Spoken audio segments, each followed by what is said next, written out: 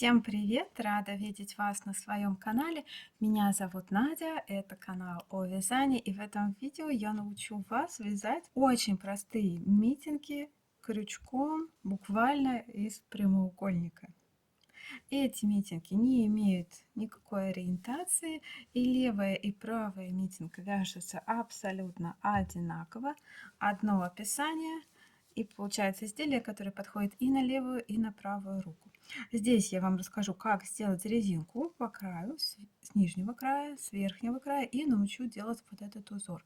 Если вы видите, немножко узор отличается от резинки. Резинка, она такая плотная, и здесь более мелкие косы. А вот на узоре косы крупнее. Это потому, что здесь идет смена узоров. Два разных узора используются в этом вязании, и получается вот такой эффект. Минимум пряжи, минимум движения крючком, и новое изделие практически готово. Ставьте лайки, подписывайтесь на канал, и давайте начинать вязание. Мне потребуется один моток пряжи. У меня это пехорка кроха. Ее характеристики будут на экране. Моточки этой пряжи 50 грамм. Одного моточка на 2 митинги вполне хватит. Крючок, которым я буду вязать, 4 миллиметра.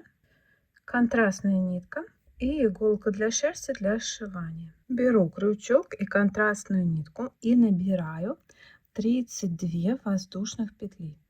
Раз, два, три. Первый ряд изделия. Делаю воздушную петлю подъема основным цветом и вкалываю крючок за дальнюю дужку косички кромочной. Вот так. И делаю одну соединительную петлю.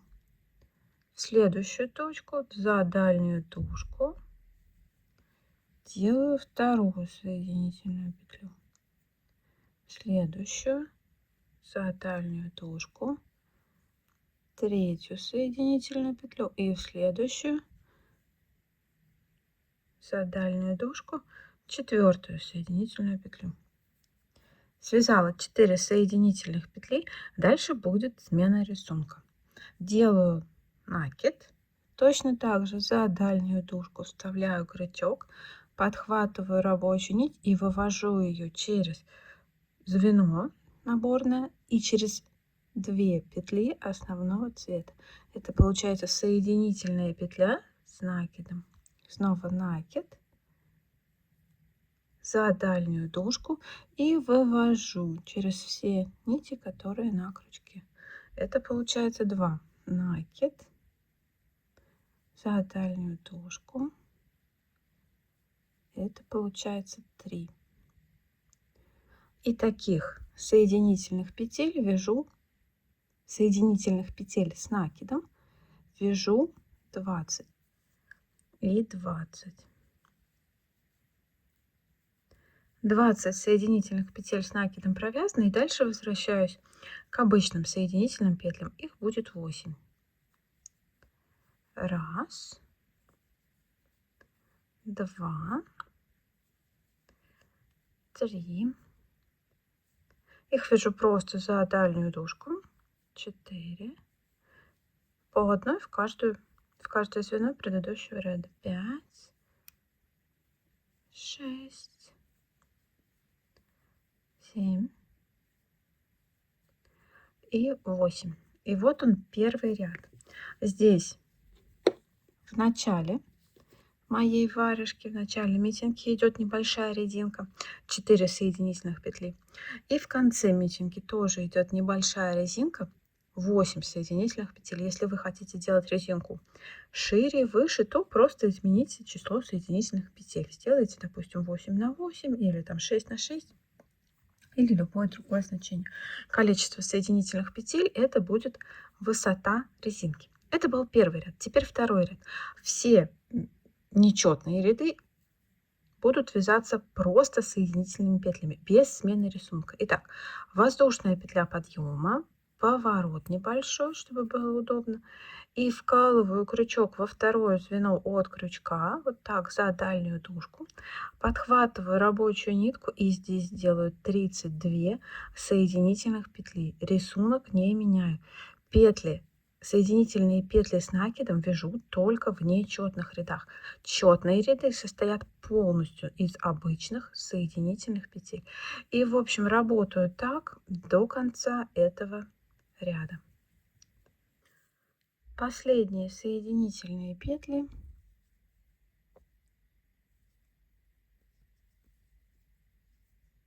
Последняя петля, 32. И на этом четный ряд готов. Четный ряд вяжется по лицевой стороне, нечетный ряд вяжется по изнаночной стороне.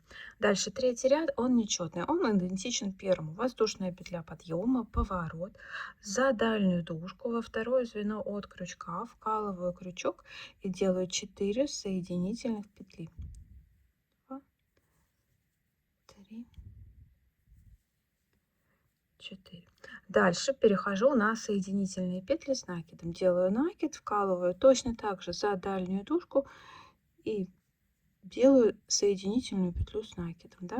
И вяжу таких 20 соединительных петель с накидом, то есть в конце у меня должно остаться 8 петель, чтобы я сделала резинку из обычных соединительных петель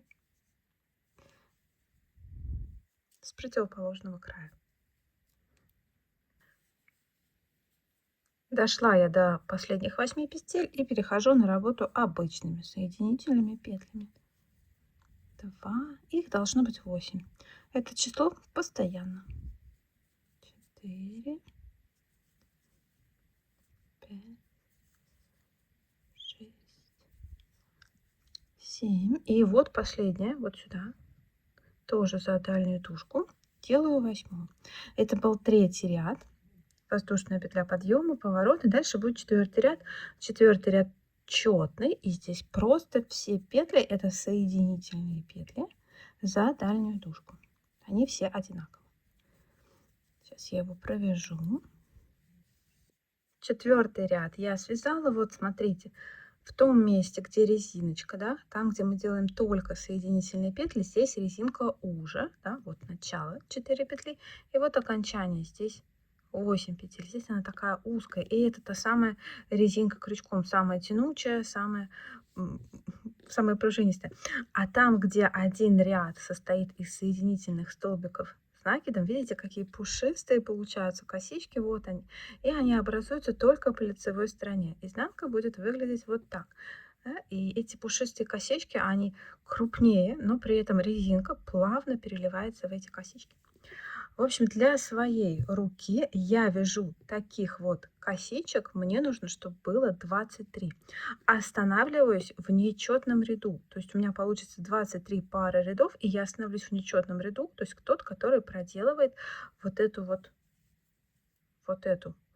ряд по изнаночной стороне с соединительными петлями с накидом.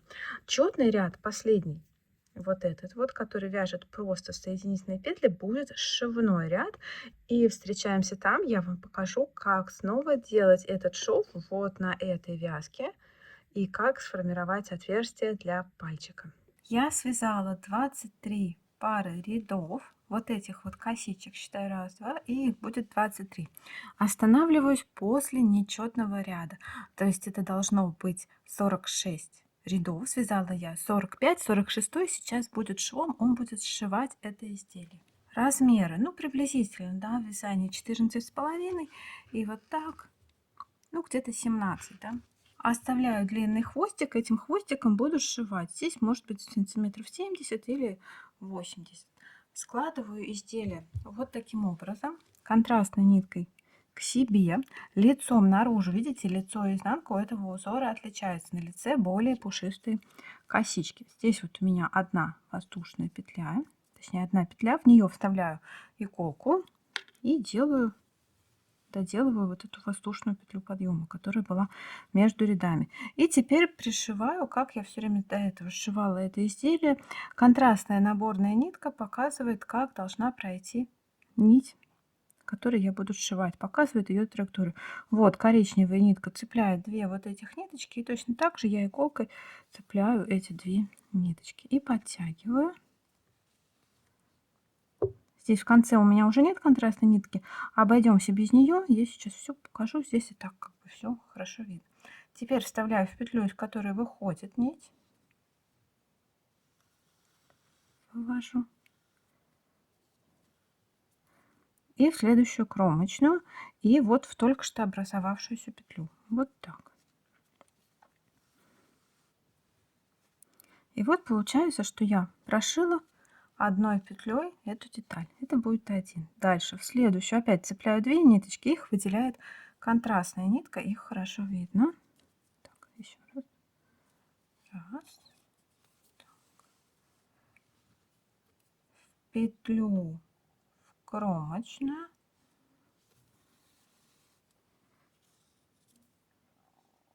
Кромочную и в только что образовавшуюся петлю. Вот так. Это 2. Этот шовчик абсолютно сливается в вязание, дублирует траекторию вязаной нитки и совершенно незаметен ни на лицевой, ни на изнаночной стороне. 3 будет.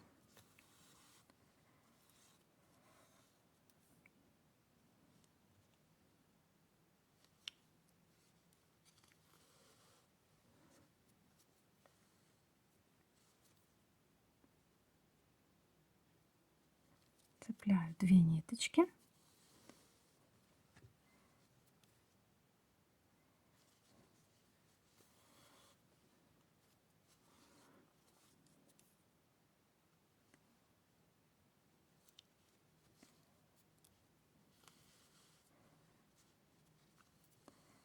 Четыре.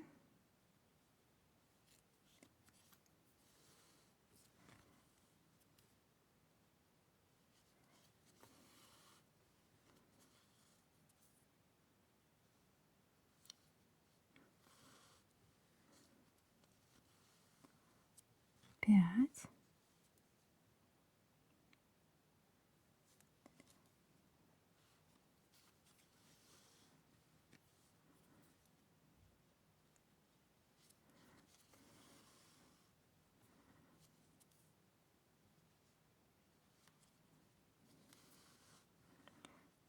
Шесть.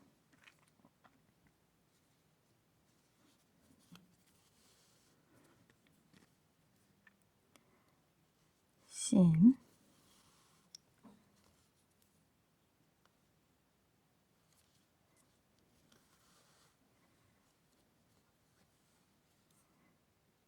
8. Я как бы сшила резинку манжету, да? Помните, здесь у нас было 8 внизу просто соединительных петель, которые образовывали вот эту манжету.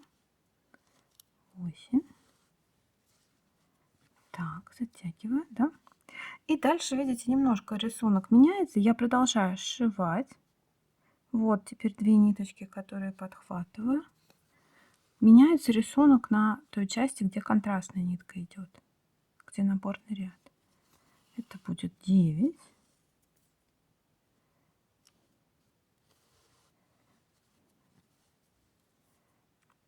Теперь вот они, эти 2 ниточки. Это будет 10.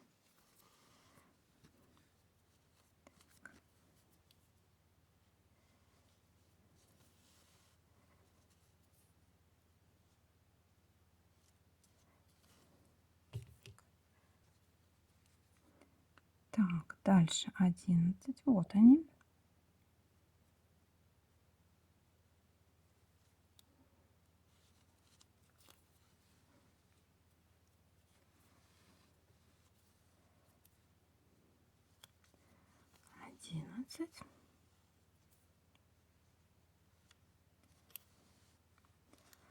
Так, и 12.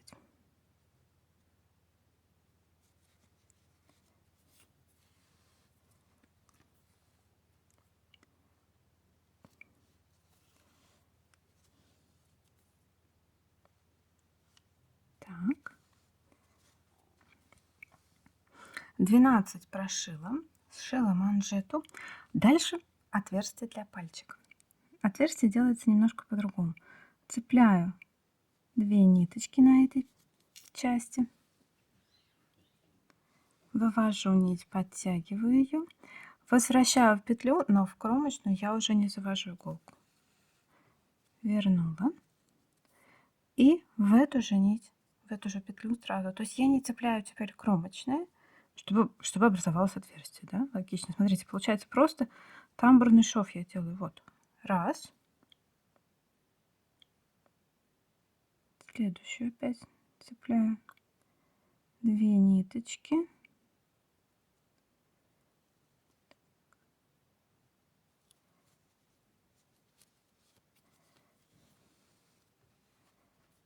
В петлю. Подтягиваю. И вывожу. Это 2.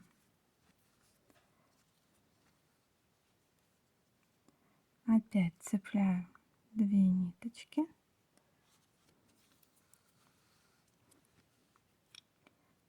В петлю. И вывожу. Это 3. Цепляю здесь 2 ниточки. В петлю. И вывожу. Это 4. Я для своего пальчика сделаю 6 петель. Может быть, если у вас пальцы крупнее, можете сделать больше. Или наоборот меньше. Так, это 5.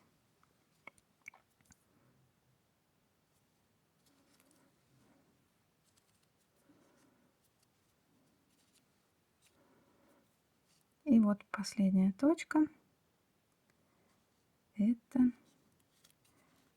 6. И дальше опять перейду на сшивание деталей.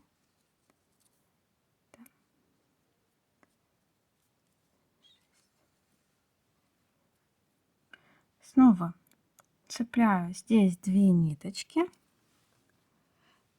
Здесь вывожу в петлю, и мне нужно перейти на сшивание, ну, точно так же, как мы делали вот эту часть, да. Здесь отсчитываю свободных косичек 1, 2, 3, 4, 5 и в 6-ю вкалываю. То есть на одну меньше здесь отсчитываю, чем здесь мы откладывали 6, поэтому здесь отсчитываю 5. Да, и возвращаю в кромочную, в петлю. Подтягиваю. Ну и шью уже до конца этого ряда. Ничего тут дальше нет особенного. Цепляю 2 ниточки в петлю, в кромочную в петлю. Снова цепляю 2 ниточки в петлю, в кромочную в петлю. Так. Ну и уже шью до конца ряда. В общем, здесь вот встречаемся и покажу, что делать дальше. Последние петли вот дошиваем. Здесь 2 ниточки цепляю. Так. В петлю, в кромочную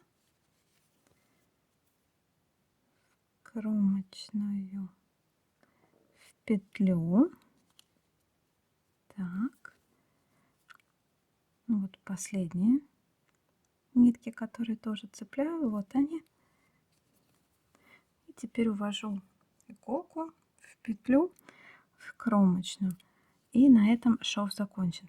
Ниточки, что начальная, что конечный хвостик, они встречаются в одной точке. Можно было бы здесь их, конечно, связать на узел, но тогда узел придется прям вот на этот край, и это будет очень некрасиво. В шапке, да, я связываю их на узел и стягиваю макушку. В макушке это все равно, макушки не видно, узел уходит наизнанку, а здесь он получится центральным.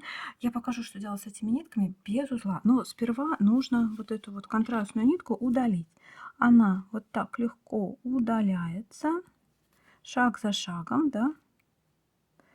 Здесь ничего не распустится, никуда ничего не полетит, не упадет, если вы все сделали точно так, как я показала.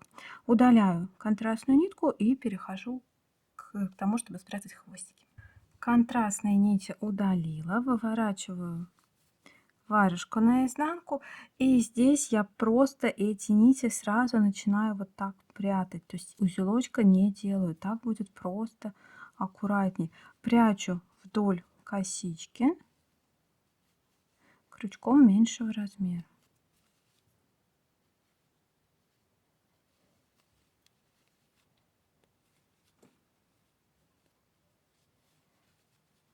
Так. Ну и со второй ниточкой поступаю точно так же. Вот сюда вот ее так. Вот так ее выведу по ходу движения.